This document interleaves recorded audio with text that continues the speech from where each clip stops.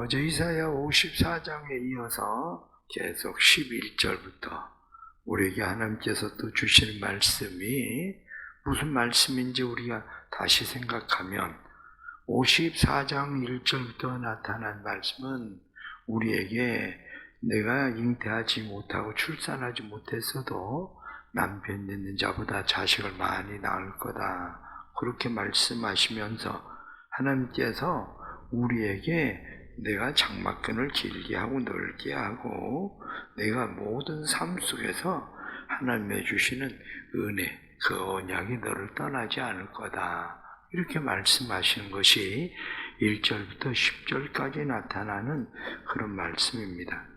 그런데 오늘 11절부터 나타난 말씀은 계속 우리에게 이어서 하나님의 약속이 우리에게 어떤 약속을 하나님은 우리에게 말씀하시는가 하는 것을 깨닫게 합니다. 그 중에 먼저 우리가 생각해야 되는 것은 우리 인생이란 것이 무엇인가 하는 것을 오늘 생각하게 하는 그러한 단어들이 있습니다. 오늘 우리에게 주시는 말씀 가운데 우리의 인생이라고 하는 것이 무엇인가 이렇게 이야기할 때에 11절에 나타나는 말씀을 보면 너 곤고하며 광풍에 요동하여 안위를 받지 못한 자여, 말씀을 보니까 그렇게 되어 있습니다.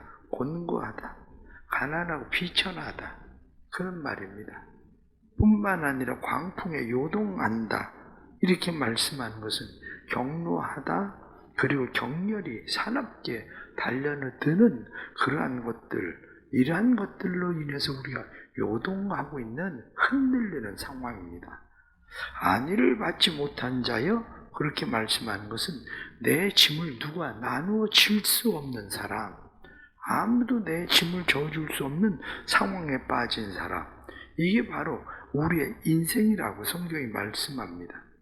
그런데 우리의 인생은 그것만이 아니라 14절에 나타난 말씀을 보면 학대가, 이렇게 말씀하는 것처럼 학대받는 삶 뿐만 아니라 14절 말씀에 내가 두려워하지 아니할 것이라 말씀한 것처럼 두려움이 우리의 삶 속에 엄습해 있는 상황, 공포도 내게 가까이 하지 못하며 하고 성경이 말씀한 것처럼 공포, 그것은 파멸, 파괴, 그렇게 되어 있습니다. 단순한 두려움을 넘어서 여기서 말씀하고 있는 건 파멸시키고 파괴하는 것, 이것들이 우리의 삶 속에 지금 와 있는 거죠. 14절에 나타난 말씀처럼 우리의 삶 속에 우리가 학대를 당하고 두려워하고 공포를 당하는, 이게 바로 우리의 인생입니다. 뿐만 아니라 15절 말씀에 분쟁, 이렇게 말씀하는 것처럼 우리에게 끊임없이 싸우려고 다툼이 일어나는 그러한 상황들, 그리고 또 뒤에 나타난 말씀 17절 말씀 보면 너를 대적하여 송사하는 대적자, 송사, 이런 모든 것들, 이게 지금 우리가 당하고 있는 그런 인생이다. 성경은 우리에게 그렇게 말씀을 해주고 있죠. 그렇습니다. 우리의 삶에 왜 그러한 일들이 일어나나 이렇게 이야기할 때 그것은 10절에 나타나는 말씀을 보면 10절에 산들이 떠나며 언덕들은 옮겨질지라, 이렇게 산, 언덕, 지금 산과 언덕이 표현하고 있는 것은 우리의 보호막, 우리의 안전막에 대한 이야기입니다. 옛날에 산, 언덕은 대부분 사람들이 성은 어디에 쌓습니까? 산에다 쌓고 언덕을 타고 쌓고 이렇게 하는 것처럼 여기서 말하고 있는 산, 언덕, 이러한 것들이 우리에게 제거된 거죠. 지금 이스라엘 백성들이 바벨론에 포로되었다는 것은 지금 그런 상황이에요. 그들이 나름대로 생각했습니다. 나름대로 생각할 때 하나님이 우리에게 계시는 한 우리는 무너지지 않을 거다, 망하지 않을 거다. 그 이유 중에 가장 중요한 이유는 성전이 우리에게 있으니까 우리는 망하지 아니할 거다, 이렇게 생각한 거죠. 그런데 하나님께서 말씀하실 때에 네가 그렇다고 망하지 않는 거 아니다. 내가 잠시 동안 너희를 바벨론에 맡길 거야. 이렇게 말씀하신 거죠. 바벨론에 내가 너희를 맡겼다가 지금 이제 도로 찾아올 거야. 이 말씀하시는 거예요. 왜 맡기셨습니까? 네가 나를 의지한다고 얘기하지만 그건 형식일 뿐이야. 예루살렘 성이 황금으로 돼 있고, 그리고 예루살렘의 성전이 황금의 성전으로 너희가 이것이 있는 한 망하지 않는다고 생각하지만, 그럴까? 과거에 사무엘의 시대에, 엘리의 시대에 법궤를 가지고 전쟁터에 나가면 우리가 이길 거라고 생각했는데 어이없이 망해버리던 것처럼, 가지고 있던 법궤도 빼앗기던 것처럼 그 성도 다 무너질 거야. 그래서 예루살렘 성이 완전히 무너져 버립니다. 성전의 껍데기도 금으로 되어 있으니까 껍데기도 다 뺏겨가 버리고, 이런 상황들이 벌어진 거죠. 살다가 보면 사람들은 나름대로 자기 안전막을 세우고 있는 것이 있습니다. 기본적으로 돈이 있어야 안전할 거라고 사람들은 생각을 하고, 건강이 있으면 안전할 거라고 생각하고, 그리고 관계가 있으면 안전할 거라고 생각하지만, 하나님께서 우리에게 말씀하신 것은 그거 다 쓸데없는 거야. 네가 의지하고 네가 안전망이라고 생각하는 산이나 언덕들이 사라져버리는 것처럼, 중요한 것은 그것들이 네가 아무리 의지하고 신뢰해도 내가 너를 지키지 않는 한 사라져버릴 거야. 그 얘기하는 거죠. 그러면 바벨론에 포로된 백성들에게 하나님께서 다시 말씀을 하십니다.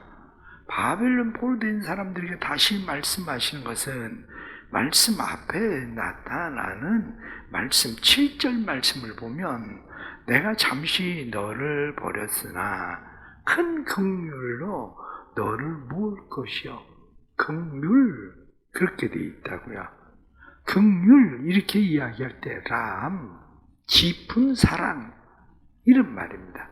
하나님의 깊은 사랑.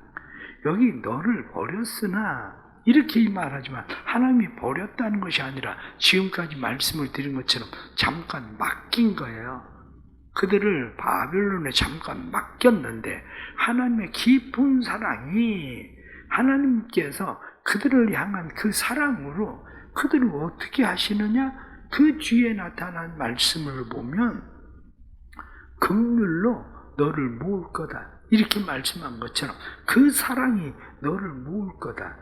그 모으시는 하나님의 사랑을 뒤에 나타나는 말씀은 무엇이라고 되어 있느냐? 말씀 9절 말씀을 보니까 중간에 내가 내게 노하지 아니하며 너를 책망하지 아니하기로 맹세하였노니, 이제 다시 내가 노하지 않을 거야. 책망하지 않을 거야. 노하지 않는 것, 책망하지 않는 것은 내가 노와 홍수 때에 무지개를 두고 사계절의 계절에 대해서 내가 말하고, 다시는 비로 내가 물로 너희를 멸하지 아니하리라 하고 말한 것처럼 그렇게 하지는 않을 거야. 이렇게 하나님께서 맹세하셨다는 겁니다. 그러면서 하나님께서 그 뒤에 나타나는 말씀 10절 말씀을 보면, 산들이 떠나며 언덕들은 옮겨질지라도 나의 자비는 내게서 떠나지 아니하며 나의 화평의 언약은 흔들리지 아니하리라. 너를 긍휼히 여기시는 여호와께서 말씀하셨느니라. 긍휼, 하나님의 깊은 사랑이 내게 자비를 베풀 거다, 이렇게 말씀하신 거죠. 내게 자비를 베풀고 내게 평화를 줄 것이다. 말씀을 다시 정리하면 그렇습니다. 말씀을 정리하면 이스라엘 백성들은 스스로 생각했습니다. 우리는 망하지 않을 거야. 하나님 우리 편이죠. 예루살렘에 여호와의 성전이 있으니까 우리는 망하지 않을 거야, 이렇게 생각했지만 하나님께서 너희가 실제로 나를 의지하냐? 의지하지 않잖아. 너희가 제사를 드리지만 이사야 1장에 나타난 말씀처럼 성전만 뜰만 밟고 왔다 갔다 할 뿐이지 너희의 그 기름 냄새 내가 질려버렸다. 하나님 그렇게 말씀하잖아요. 그래서 내가 너희를 바벨론에 잠깐 맡겼는데 내 긍휼, 내 깊은 사랑이 너희의 무너진 모든 안전망, 그 가운데서 너희를 다시 회복할 거야. 이렇게 말씀하시는 거죠. 이 말씀을 생각하면 우리는 바로 그겁니다. 지금 힘들고 어려운 우리의 상황들을 각각 만날 수도 있습니다.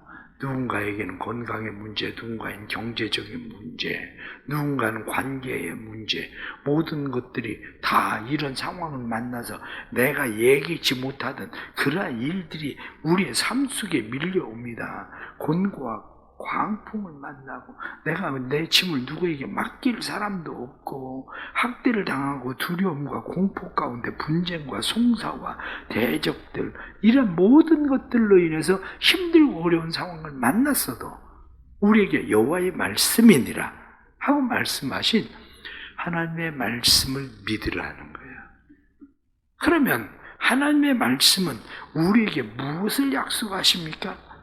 성경이 나타나는 하나님의 말씀은 우리에게 13절 말씀 그렇게 되어 있습니다. 내 모든 자녀는 여호와의 교훈을 받을 것이니 내 자녀에게는 큰 평안이 있을 것이며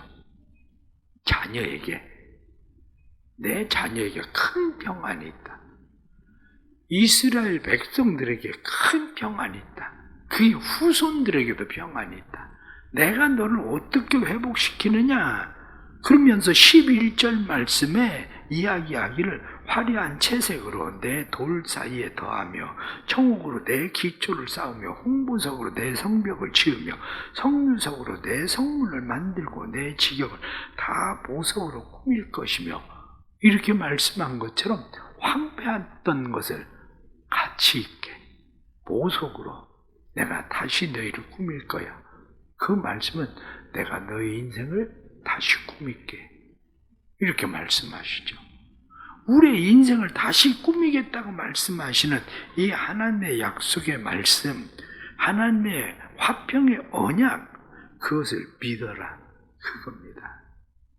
그러면 하나님의 약속의 말씀을 믿는 사람들이 해야 되는 일이 뭐냐? 바로 그거예요.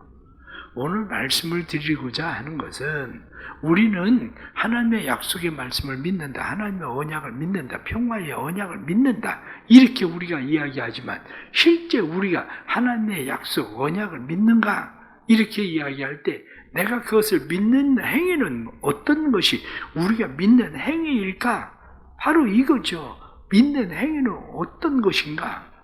이렇게 말할 때에 가장 첫째가 뭐냐면 하나님을 신뢰해라.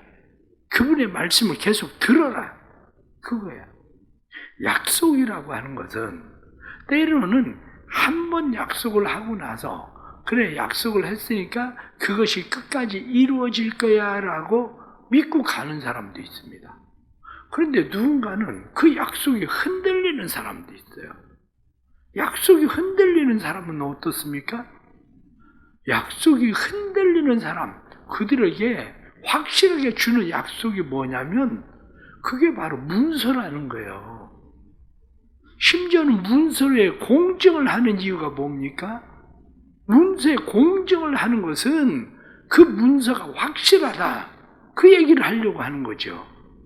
마찬가지로 우리가 왜 매일 성경의 말씀, 하나님의 말씀을 우리는 듣습니까? 하나님의 말씀을 듣는 이유는 하나님의 말씀이 오늘 성경 본문에 나타난 말씀을 보십시오. 본문에 나타난 말씀 앞에 10절 말씀에도 너를 긍휼히 여기시는 여호와께서 말씀하셨느니라. 이거 하나님의 말씀이야? 그걸 공증하잖아요. 맨 마지막에 17절에 나타나는 말씀을 보십시오. 여호와의 말씀이니라. 이렇게 이거 하나님의 말씀이다. 내 말이야? 이렇게 살아계신 하나님, 언약을 변개치 않으시는 하나님, 그 하나님이 공정을 하듯이 우리에게 도장 찍는 게 여호와의 말씀이니라 이렇게 말씀한다고요. 성경을 왜 읽습니까? 예수님께서 말씀하신 대로 요한복음의 말씀은 이것을 기록하면 너희에게 영생이 있음을 알게 하려 하심이라. 구원의 확신이 흔들릴 때에, 하나님의 보호하심이 흔들릴 때에, 하나님의 약속이 흔들릴 때에 우리가 해야 되는 것은 여호와의 말씀이니라 이렇게 말씀하신 것처럼 우리가 다시 공중의 문서를 보는 것처럼 그것을 보는 게 뭐냐? 그게 바로 말씀이에요. 성경이에요. 아침에 새벽에 이렇게 우리가 말씀을 듣는 이유도 어디에 있느냐? 하나님의 말씀이다. 바로 그거예요. 늘 살아가면서 하나님의 말씀이 떠나지 않는 삶을 살기를 바랍니다. 흔들릴 때마다 하나님의 말씀으로 돌아가세요. 흔들릴 때마다. 그래서 그래 하나님의 약속의 말씀은 오늘 주신 말씀처럼 평화의 언약, 그것이 내 자녀에게 큰 평안이 있을 것이라 이렇게 성경이 말씀한 것처럼 뿐만 아니라 어떤 대적도 너를 이기지 못할 거야. 난 너를 떠나지 않아. 이렇게 말씀하신 것처럼 우리를 떠나지 않고 어떤 대적도 우리를 이기지 못한다는 것을 믿고 하나님의 말씀으로 확신하는 믿음 되기를 축복합니다. 두 번째는 기도하는 겁니다. 기도한다는 것은 우리가 뭐냐? 이렇게 이야기할 때 기도함은 하나님을 신뢰함으로 시선을 하나님께 돌리는 게 기도입니다. 우리의 시선을 하나님께 돌리는 것. 삶을 살아가면서 힘들고 어려운 것이 우리의 인생이라고 그랬잖아요. 힘들고 어려운 고난당하는 우리의 인생 가운데에서 내가 지금 바라보고 있는 것이 뭡니까? 주어지어 있는 상황과 환경들입니다. 내 주변에 있는 사람들이에요. 그런데 주변에 있는 사람들, 주어진 상황과 환경을 바라보면 암담하죠. 그런데 그때 시선을 누구에게 돌리냐? 주님, 아버지. 그러는 순간에 우리의 시선은 어디로 가느냐? 하나님에게로 가는 거예요. 기도는 우리의 시선을 하나님께 돌리는 게 바로 기도입니다.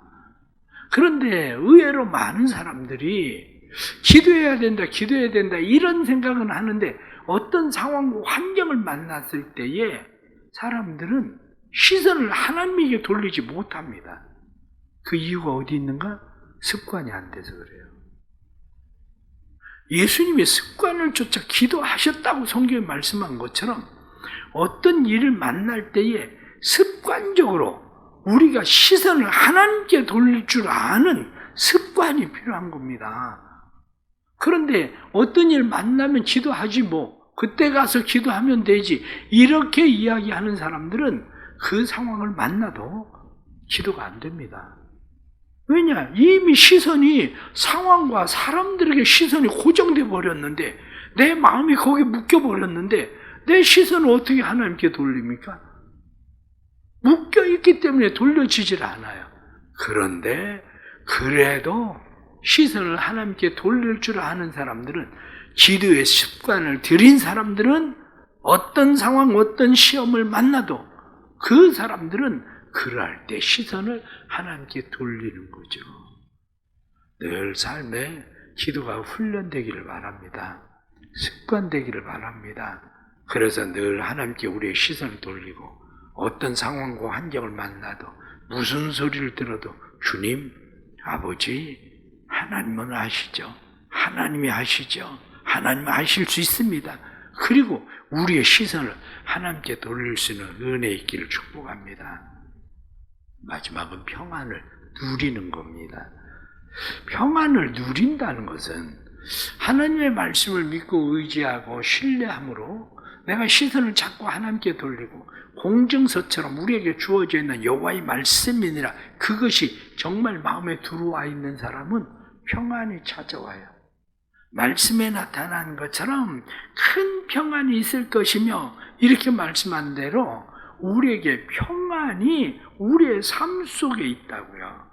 왜냐? 말씀은 우리에게 분명하게 말씀합니다. 너를 치려고 일어나는 모든 분쟁들, 그것들이 너를 이기지 못하고 너로 말미암아 오히려 패망할 거다. 성경은 그렇게 말씀합니다. 내가 너를 치는 모든 자들도 다 내가 창조했기 때문에 내가 그들을 다 쓸모없는 것으로 너를 대적하는 송사하는 자들도 오히려 너에게 정죄를 당하게 할 거다. 이렇게 말씀하신 것처럼 하나님이 그렇다고 말씀하시면 그 말씀을 믿는다면 우리 안에 주어지는 게 뭡니까? 평안이지. 그런데 그 말씀이 믿어지질 않으니까 사실은 평안이 없는 거거든요. 그럼 믿어지지 않으면 어떻게 하느냐?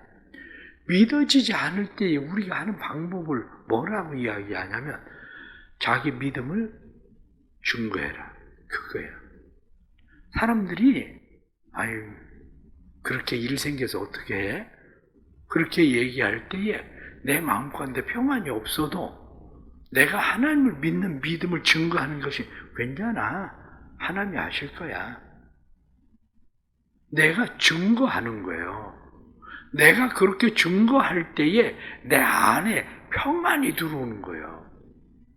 그런데 사람들은 내 믿음의 증거, 내 믿음을 다른 사람들과 나누지를 않아요. 내가 가지고 있는 믿음을 다른 사람에게 나눌 때에 그래서 공동체가 필요한 겁니다. 공동체가 필요한 것은 공동체 가운데에 그 믿음의 역사가 일어나는 거거든요. 공동체는 뭐냐? 신앙 공동체는 믿음의 공동체, 믿음을 증거하는 공동체란 말입니다. 그래서 하나님이 하실 거라고 내가 자꾸 증거하는 거예요. 그러면 하나님께서 주시는 평안이 우리의 삶에 주어진다는 사실이죠. 믿음으로 고백해 보십시오. 가정에서도 그렇고 사람들을 만났을 때에 내가 믿음을 가지고 선포하고 고백해 보십시오. 그럼 내가 선포하고 고백한 것이 실제 내 믿음이 되는 역사가 일어납니다. 그러한 일들이. 오늘 주신 말씀 우리가 믿고 하나님 앞에 살아가기를 바랍니다. 그 평안 있는 사람들은 자연적으로 순종하게 돼 있대요. 힘들고 어려운 상황 속에서도 말씀에 순종하게 돼 있고 말씀을 따라 살려고 하게 돼 있고 그러면 말씀이 우리의 삶에 실제되게 하시는 하나님의 은혜를 다시 경험하게 되는 거죠. 우리 모든 성도들에게 하나님의 주시는 이 은혜가 회복의 은혜로 오늘 주신 말씀처럼 내가 모든 성을 보석으로 다시 세우리라, 건축하리라, 일으키리라 말씀하신 것처럼 우리를 다시 값지고 귀하게 세우시는 하나님의 은혜가 나타나기를 간절히 바랍니다. 기도하겠습니다. 하나님 아버지, 힘들고 어려울 때 우리는 상황을 바라보고 사람들의 말에 귀를 기울이고 사람들의 말에 이리저리 흔들립니다. 그러나 우리는 여호와의 말씀이니라 하고 말씀하신 하나님의 말씀을 듣습니다. 하나님께서 우리에게 분명하게 약속하신 것은 내가 긍휼로 너에게 자비를 베풀 것이다. 내가 큰 사랑으로 절절한 사랑으로 깊은 사랑으로 너와 약속을 맺은 평화의 언약을 내가 지키리라 말씀하신 것처럼 우리의 삶의 모든 일들 속에 하나님의 주시는 은혜가 넘칠 수 있도록 주님 도와주옵소서. 하나님의 주시는 은혜, 평안이 우리의 삶 속에 머무를 수 있도록 우리가 하나님의 말씀을 신뢰하게 하시고 우리의 시선을 하나님께 돌리게 하시고 하나님께 돌린 우리의 시선의 믿음을 고백하게 해주시고 선포하게 해주시고 그래서 말씀으로 순종할 때에 하나님의 말씀이 우리의 삶에 실제되게 하시는 놀라운 은혜의 역사 나타나게 하여 주옵소서. 새벽에 주님 앞에 나왔습니다. 삶의 여러 가지 안전망들이 사라진 것처럼 보여져도 때로는 경제적인 문제, 건강의 문제, 관계의 문제가 무너진 것처럼 보여져도 여전히 하나님은 우리 하나님이시고 너를 대적하는 모든 것들이 너를 이기지 못하리라 하고 말씀하신 것처럼 하나님께서 우리를 값진 보석으로 다시 세우실 것을 믿으며 하나님 앞에 기도하는 사람들마다 기도의 응답이 이루어지는 삶을 살게 해 주옵소서. 사랑하는 교회 가운데 은혜 주시고 다음 주일에는 다음 세대 헌신 예배로 하나님 앞에 예배 드리는데 우리 교육부서들을 축복하시고 교육부서가 믿음의 세대들로 세워져서 하나님이 믿음의 사람들 찾으실 때에 믿음의 사람들로 쓰임받도록 축복해 주옵소서. 성령님 우리를 도와주시고 병원에 입원해 있는 성도에게도 건강을 주시고 뿐만 아니라 연약한 환경 속에서 질병 가운데서 치료를 받고 있는 성도들에게 강하고 담대함으로, 또한 수술 앞둔 성도에게도 은혜 주셔서 평안함으로 함께 하시는 하나님을 보게 해 주옵소서. 오늘도 감사하며 믿음으로 드린 예물과 1000번째 예물 받으시고 이들의 마음의 소원이 주께 상달되게 해 주옵소서. 오늘 하루도 주님의 손에 맡깁니다. 큰 평안이 우리에게 뿐만 아니라 우리의 자녀들에게까지 큰 평안이 주어지는 약속의 성취가 이루어지게 해 주옵소서. 예수님의 이름 받들어 기도드리옵나이다. 아멘.